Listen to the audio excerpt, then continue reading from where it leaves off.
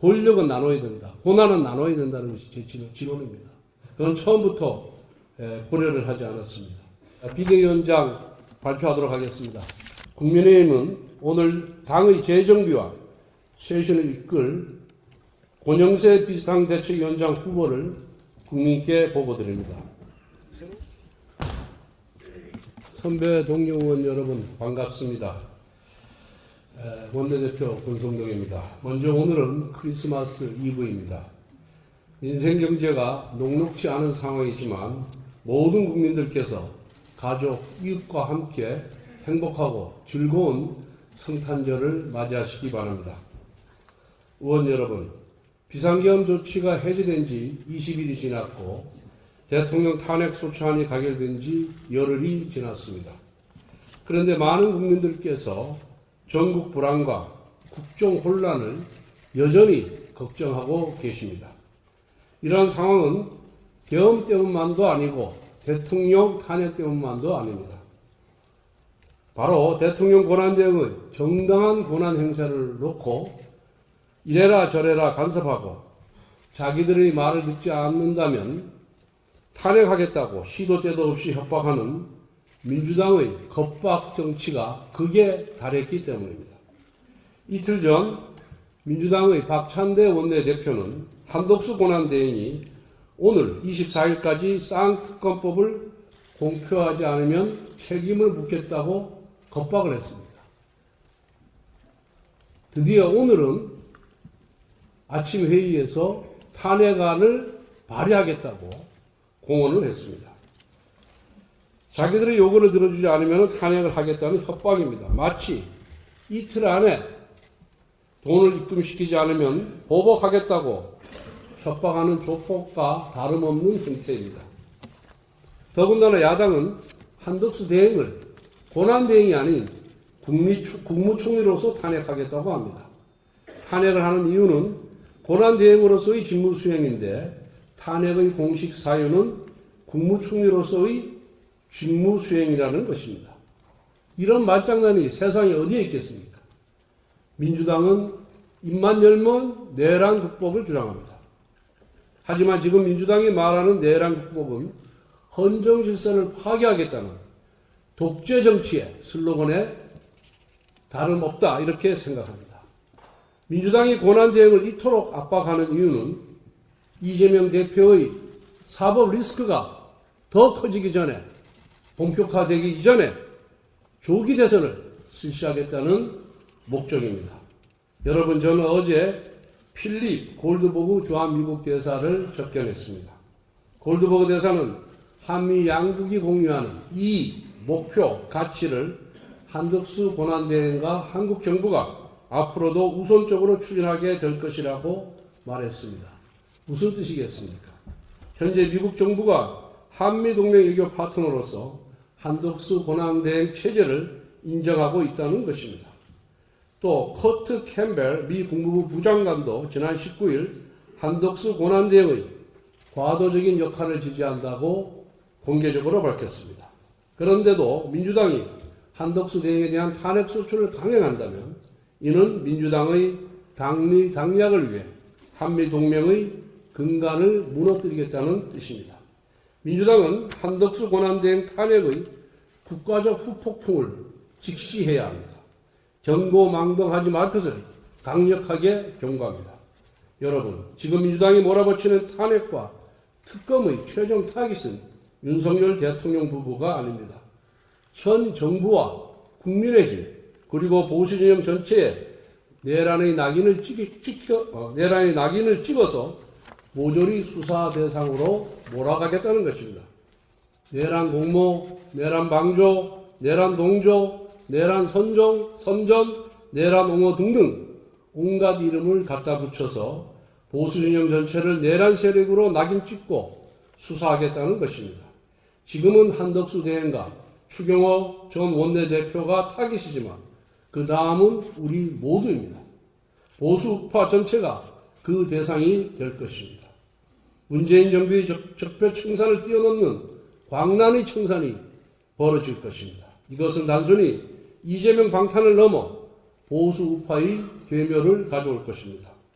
우리가 단호하게 맞서 싸워야 한다는 것을 다시 한번 호소드리는 바입니다. 지난 21일 전국 농민의 총연맹 전농이 소위 전봉준 투쟁단을 조직하여 트랙터 30여 대와 화물차 60여 대를 앞세워서 대통령 관저로 향했습니다. 남태령 일대에서 경찰의 제지를 받은 시위 현장에서는 민노총 조합원 2명이 경찰을 폭행한 혐의로 연행되기도 했습니다. 아울러 윤미향 전 의원, 통진당 출신 김재년 진보당 대표까지 모여들어 해당 시위 성격이 무엇인지 보여주었습니다. 집회의 자유는 무제한의 자유가 아닙니다. 더욱이 지금처럼 트랙터로 시민 이동에 극심한 혼란을 야기하고 경찰 버스를 들어올리는 물리력을 행사하고 경찰을 폭행하며 시위 현장에서 음주까지 한다면 이는 시위가 아니라 난동입니다. 특히 해당 트랙터들이 과거 문재인 정부 시절 전농이 2019년 북송요금을 구매하였으나 대북 제재로 인해서 보내지 못하고 보관했던 것이라는 분석도 있습니다. 농사에는 쓰이지 않고 시위 현장에만 유독 등장하는 이 트랙터는 농기구입니까? 아니면 병장기입니까?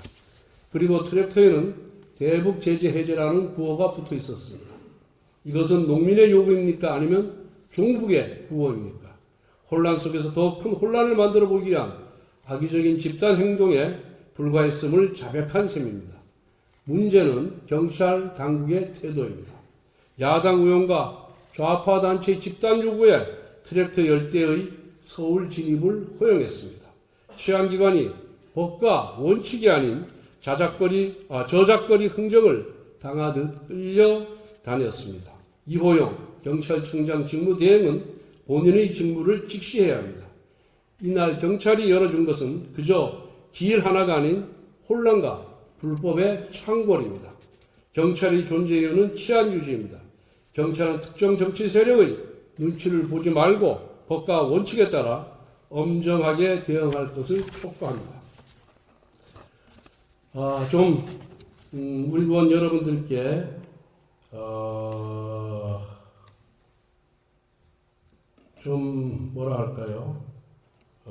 이런 말씀을 드리게 돼서 좀 마음은 아프지만 그래도 우리가 한 번 더 생각해 볼 필요가 있다고 생각해서 말씀드리겠습니다.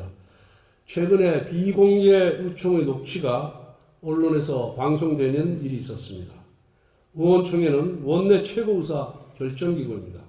의총이라는 당의 중요한 회의를 비공개로 진행하는 이유는 서로 간의 신뢰를 기반으로 마음을 터놓고서 당과 나라를 위해서 대화하고 토론하기 위한 것입니다. 그런데 의총장 안에서의 대화를 몰래 녹음하고 그것을 바깥에 제공하는 것은 서로 간의 신뢰를 무너뜨리는 명백한 해당 행위입니다.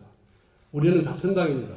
서로 생각이 다르고 때로는 서로 감정이 상할 수도 있습니다.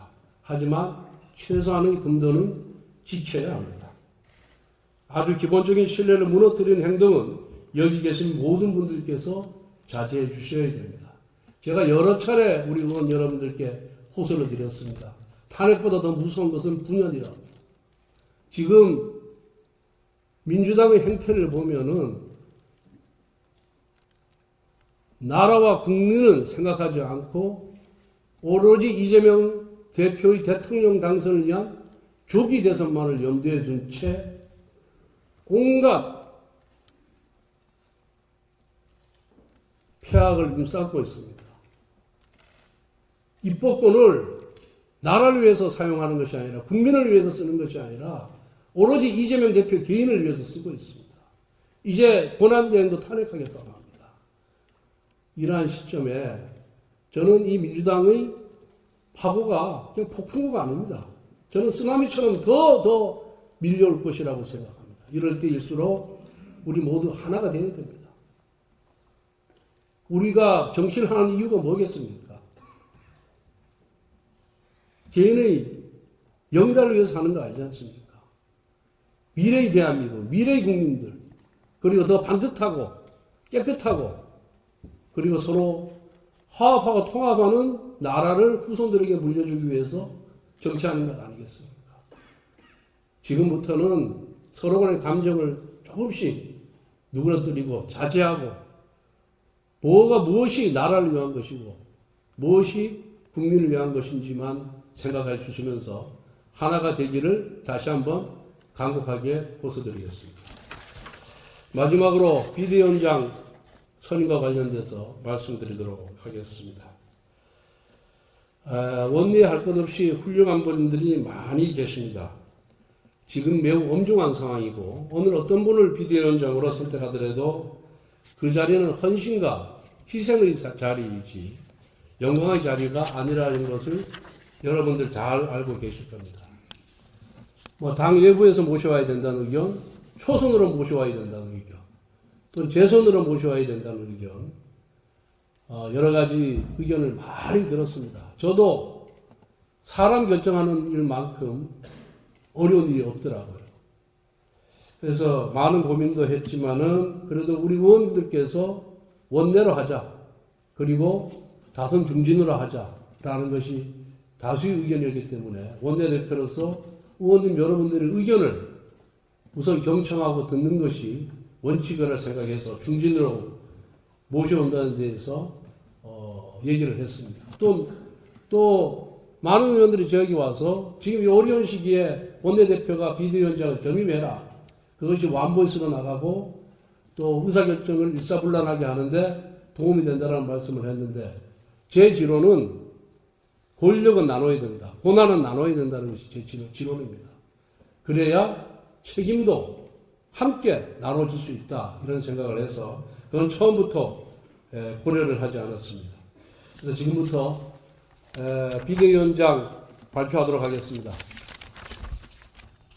존경하는 국민 여러분, 당원 동지 여러분, 국민의힘은 오늘 당의 재정비와 쇄신을 이끌 권영세 비상대책위원장 후보를 국민께 보고드립니다.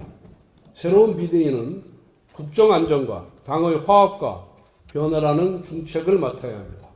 어느 때보다 풍부한 경험과 즉시 투입 가능한 전략이 필요합니다. 권영세 후보는 수도권 5선 국회의원으로 실력과 통합의 리더십을 인정받아 정부와 당의 핵심 보직을 두루 역임했습니다. 당의 사무를 총괄하는 사무총장을 여러 차례 맡아왔으며 법조인과 외교가의 경험을 바탕으로 당 안팎에서 많은 기여를 했습니다. 특히 두 차례 대선에서도 상황실장, 사무총장, 선대본부장 등 중요한 역할을 맡으며 결과로 실력을 입증했습니다.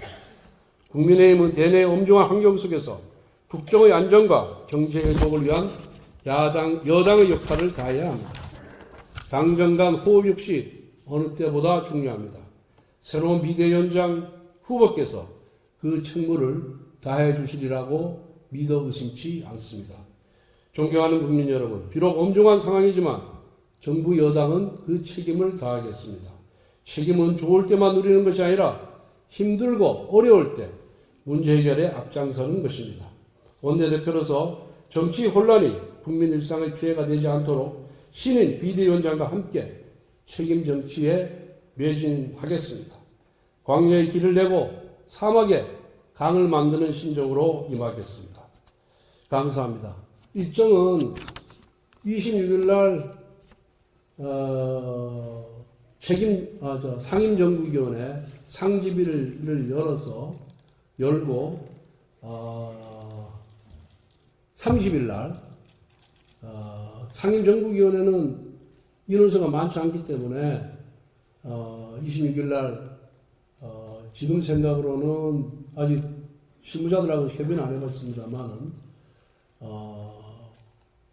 이제 모여서 집회에서 투표를 하고 전국위원회는 워낙 대상자가 한 300명 가까이 되다 보니까 많아서 온라인으로 할 계획입니다. 그래서 30일 오후에 모든 것을 확정지어서 30일 오후에 비대위원장을 확정하도록 하겠습니다. 의원님들 각자의 생각이 다르겠지만 여러 의견을 들어서 최대 공작수를 뽑아서 이렇게 정했으니까 앞으로도 큰 성원을 해주시기를 부탁드리겠습니다. 이상입니다.